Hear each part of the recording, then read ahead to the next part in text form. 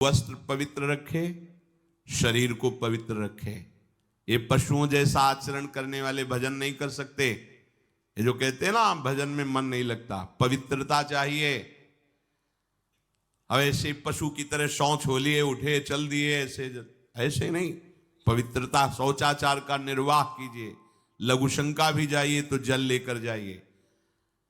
इंद्री का प्रक्षालन, फिर हाथ का प्रक्षालन, फिर 3 बार आचमन, राधा वल्लभ श्री हरिवंश, राधा वल्लभ श्री हरिवंश, जैसे शास्त्रीय विधान में केशवाय नमः, नारायणाय नमः, माधवाय। पवित्र रहिए। देखो भजन कैसे नहीं होता। मिट्टी जल आदि से बाह्य शरीर की पवित्रता और छल कपट के त्याग से भीतर की पवित्रता बढ़ती है। गुरु से कपट, यह सर्वनाश का लक्षण है। अगर तुम में कोई दोष है, गुरुदेव पूछ रहे हैं, तुमने ऐसा अक्षरशः जैसा हृदय में वैसा बोल दे जी, अब चाहे दंड दो चाहे क्षमा करो, ये आपका विषय। पर सत्य बात यह कि मेरे हृदय में ऐसी पाप वृत्ति थी, मैंने ऐसा किया या ऐसा करने का हमारे संकल्प बन रहा है। गुरु से कपट नहीं। अंदर कपट रखोगे, मन मलिन हो जाएगा, भाग जाओगे, माया घसीट ले जाएगी। जो गुरुदेव ने उपासना दी है उसी का केवल अनुष्ठान। समय कहां आपके पास और के लिए? कहां समय है? प्रियाजू के सिवा हमारे पास समय कहां है?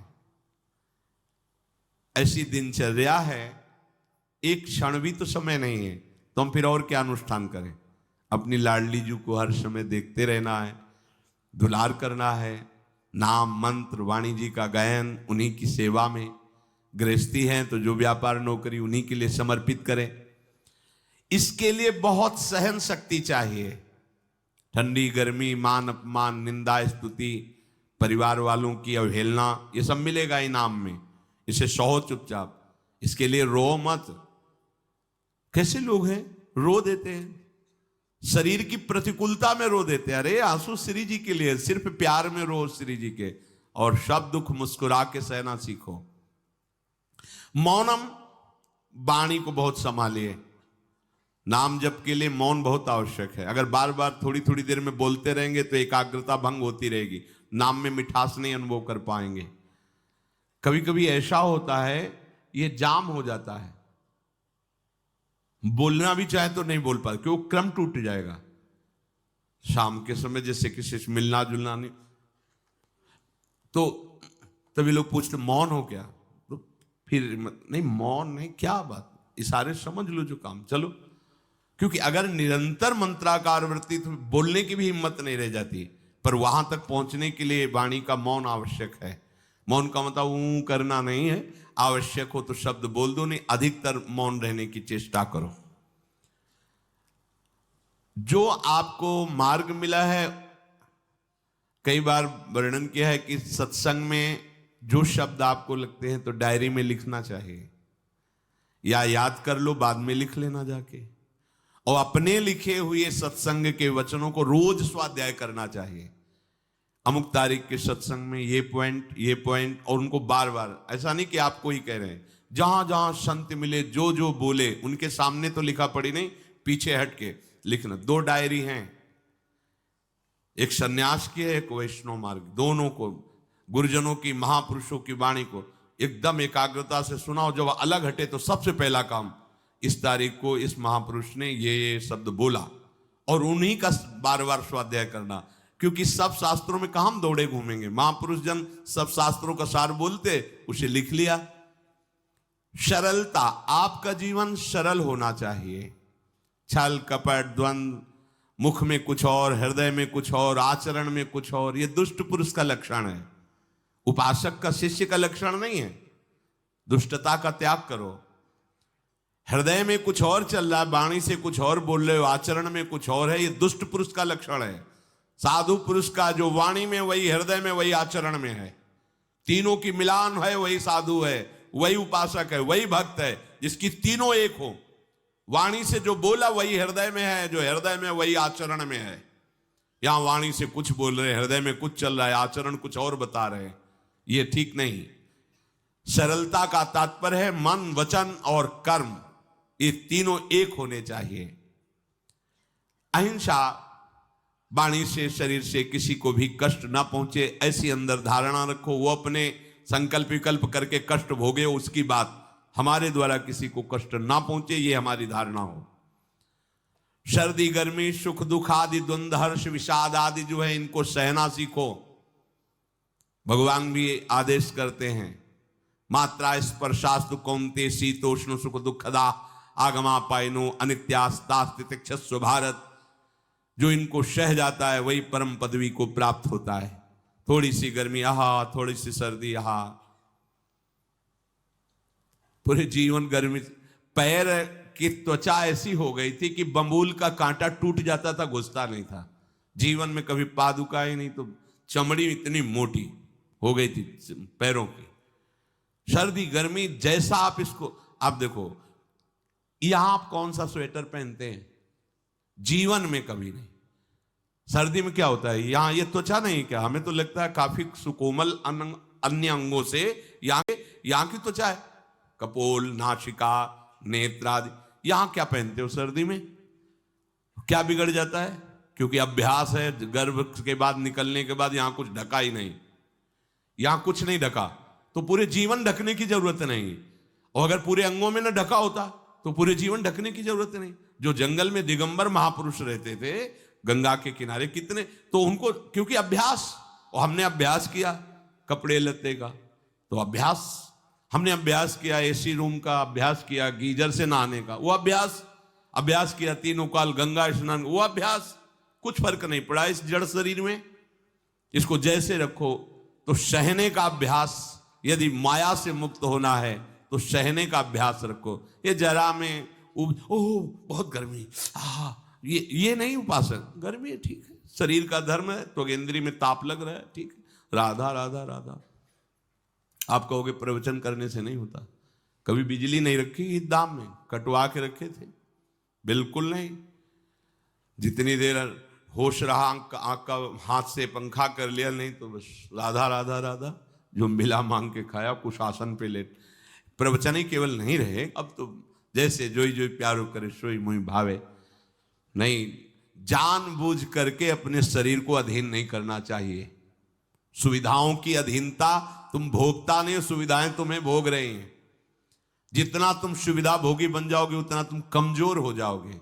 सीधे प्रकृति का वार सहो, तुम महात्मा सुदृढ़ बलवान हो जाओगे। तुम्हारे आगे समर्थ शब्द लग जाएगा। जो प्रकृति के और विकारों के वेगों को सीधे सहता है उसे महात्मा कहते हैं। समहात्मा सुदुर्लभा यम ही न व्यथयन्ते पुरुषम पुरुषर्षभ सुख दुख समा। जिसका सुख दुख समान भाव, किसी भी वेग की व्यथा से हृदय व्याकुल नहीं होता, वो भगवान को प्राप्त करने का अधिकार प्राप्त कर लेता है। इसलिए सहनशीलता।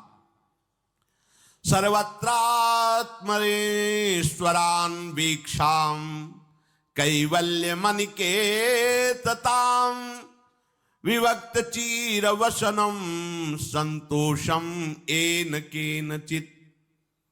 ये ध्यान रखो कि तुम कभी प्रभु से अलग नहीं हो। सर्वत्र भगवान हैं तो यहां भी हैं, सब समय में हैं तो इस समय में भी हैं, सब में हैं तो हम में भी हैं, सबके हैं तो हमारे भी हैं। हम कभी भी प्रभु से विलग नहीं हूं। एकांत सेवन तुम्हारा स्वभाव बन जाना चाहिए। चाहे जो हो, थोड़े समय के लिए तो एकांत बैठो। एकांत मिला तो मोबाइल का संग कर लिया, एकांत मिला तो मित्र बना लिए, बैठ के प्रपंच वार्ता कर रहे हो। नहीं, अगर भगवत प्राप्ति करनी, माया मुक्त होना है तो एकांत एकांत ही होना चाहिए। भले 100 लोग हैं, हमारा किसी से कोई संबंध नहीं, और हम बैठे हैं अपने आराध्य देव के चिंतन में, हम एकांत हैं। और गुफा में बैठे हैं, शरीर एकांत है, मन से चिंतन संसार का हो रहा है, प्रपंच में है, एकांत में नहीं है। एकांत शब्द का अर्थ समझना चाहिए। हम एकांत को सीधे गुफा या कहीं एकांत, ऐसे एकांत का अर्थ है एक के सिवा दूसरा कोई नहीं, अर्थात एकमात्र भगवत चिंतन में डूबा हुआ उपासक। बाजार में बैठा हुआ भी एकांत है, सभा में बैठा हुआ एकांत है, और प्रपंच का चिंतन करने वाला बंद कमरे में भी प्रपंची है, गुफा में भी प्रपंची है। जहां आप रह रहे हो उसे ये मेरा घर है ऐसी भावना का त्याग कर दे। अनिकेत ये भगवान का दिया हुआ वास स्थान है। कुछ समय के लिए इसमें शरीर निर्वाह कर रहे हैं, ये भी छूटेगा और ये भी छूटेगा। जैसे स्टेशन में बैठा आदमी आराम से, पर वो बैठा इंतजार कर रहा है कि कब हमारी गाड़ी आवे और उस पर हम यात्रा करें। बस ऐसा ही कुछ स्टेशन जैसा विश्राम है। कब मृत्यु आवे, शरीर छूटे, हम प्रिया प्रीतम को प्राप्त हो।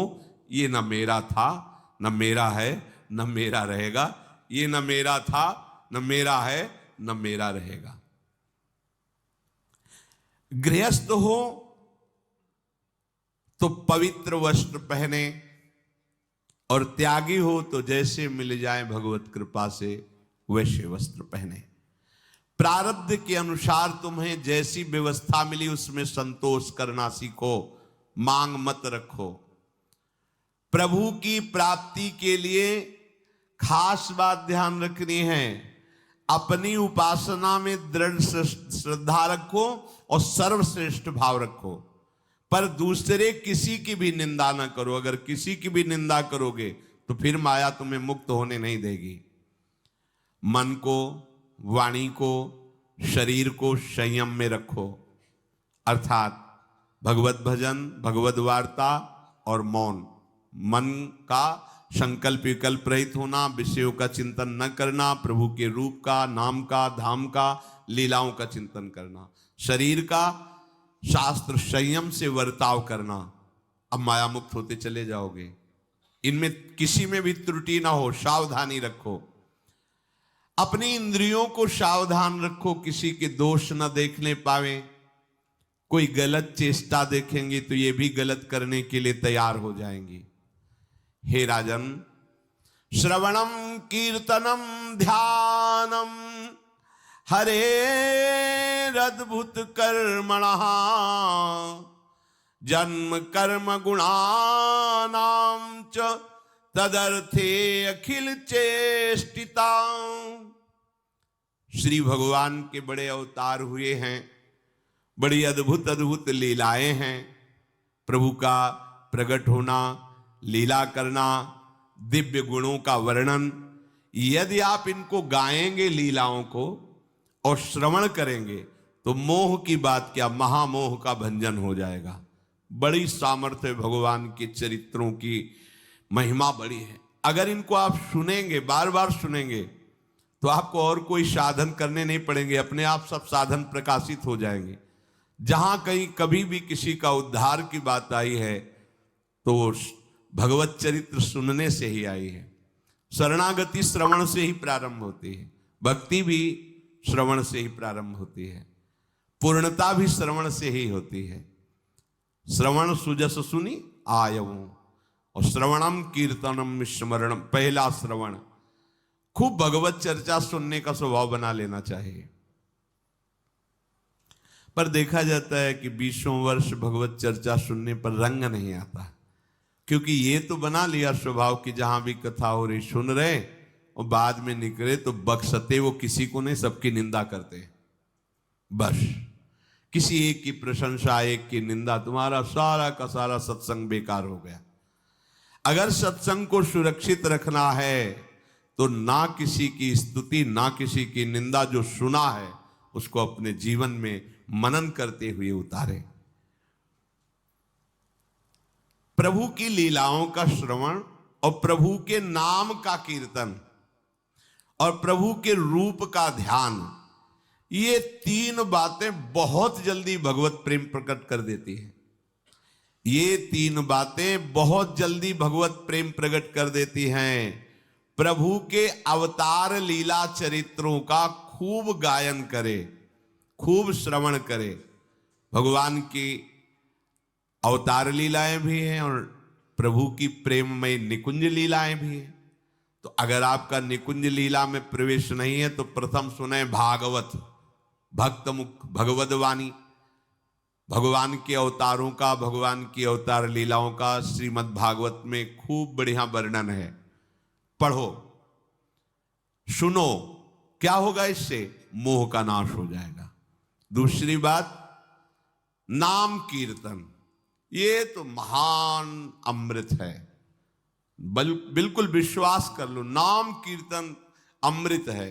ताली बजा के, मंजीरा बजा के, ढोल बजा करके, नाच करके, जैसे बने, अकेले, चार लोग, जैसे बने, नाम संकीर्तनम यस्य सर्व पाप प्रणाशनम। देखो, भगवत चर्चा ने महामोह का नाश कर दिया और भगवान नाम कीर्तन ने सब पापों का नाश कर दिया। नाम संकीर्तनम यस्य सर्व पाप, सर्व, पीछे बीच में जो भी जमा संचित कृम, सबको भस्म करने की सामर्थ्य नाम कीर्तन। ये जो राधा राधा आप बोलते हैं, बहुत अमृत है, बहुत अमृत। और प्रभु के रूप का ध्यान, ये तीन बातें बहुत जल्दी माया मुक्त कर देंगे, आपको भगवत प्राप्ति करा देंगे। प्रभु के रूप के ध्यान के लिए ही दिव्य श्यामा श्याम ने बिहारी जी का रूप धारण किया। ये किसी मूर्तिकार की रचना नहीं है। श्री राधा रमण जी सरकार, राधा वल्लभ लाल जी महाराज, श्री बाके बिहारी लाल जी महाराज, ये साक्षात प्रगट ठाकुर है। प्रिया प्रीतम हमारी दृष्टि में सामर्थ्य नहीं कि देख सके, वो तो हरिवंश नेत्रों से देखे जाते हैं। निकष कुंज ठाड़े भये भुजा परस्पर अंश, श्री राधा वल्लभ मुख कमल निरख नयन हरिवंश। हरिवंश नेत्र प्रकट हो जाएंगे, आश्रित जन हो, चिंता की बात नहीं। पर ये जो रूप प्रकट है, इसके ध्यान में तो तुम्हें कोई श्रम नहीं करना। बिहारी जी महाराज, राधा वल्लभ जी महाराज, राधा रमण जी महाराज, भर नेत्र देखो और अपने नेत्र के कैमरा से खींच लो फोटो।